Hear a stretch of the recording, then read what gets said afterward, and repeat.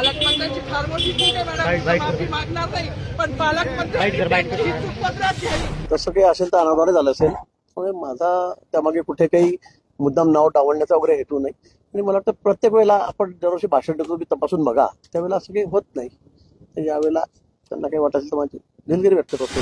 बाबासाहेबांचं नाव आहे, जो संविधानाला कारणीभूत आहे, त्याला तुम्ही संपवायला निघालाय. पालकमंत्र्यांची फार मोठी चूक आहे मॅडम, माफी मागणार नाही, पण पालकमंत्र्यांची सुपत्रात घ्यावी.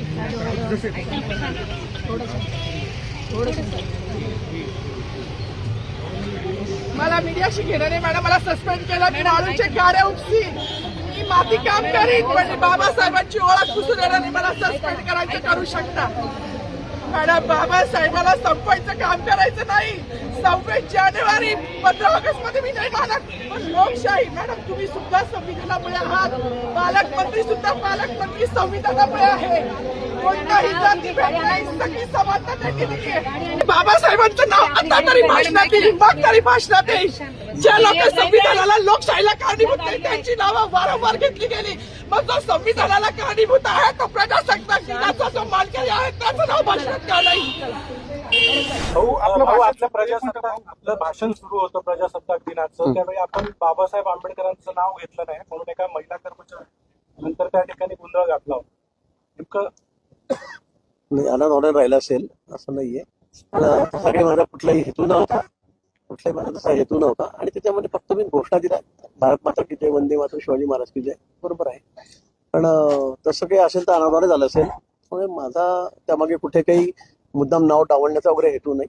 आणि मला वाटतं प्रत्येक वेळेला आपण दरवर्षी भाषण देतो मी तपासून बघा, त्यावेळेला असं काही होत नाही. तर यावेळेला त्यांना काही वाटत असेल तर माझी दिलगिरी व्यक्त करतो मी.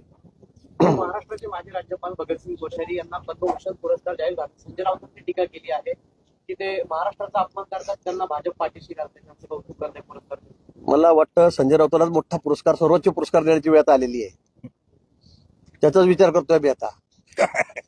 संजय राऊतांना सगळ्यात मोठा पुरस्कार देण्याची गरज आहे. कारण ज्या पद्धतीने ते किल्ला लढवतात, म्हणजे खाली चित पडला तरी पण माझ्या टांगवर असा तुझा प्रकार चाललेला आहे. अहो काय करता तुम्ही? अख्ख्या महाराष्ट्रामध्ये 29 महापालिकातून तुमचा एक महापौर होत नाही, काहीच वाटत नाही आपल्याला याचं. तरी पण काही ना काही चालूच असतं. आता मतपेढ्याचा काय त्या बॉक्स बदलवले, नंतर टप्पे मारून घ्या, नंतर मदऱ्यातला गोळ, नंतर शाई बोटाची, काय काय प्रकार. आता तिकडचे पैसे वाटले म्हणून आम्ही पडलो. तुम्ही कधी निवडणार नाही आम्हाला सांगा.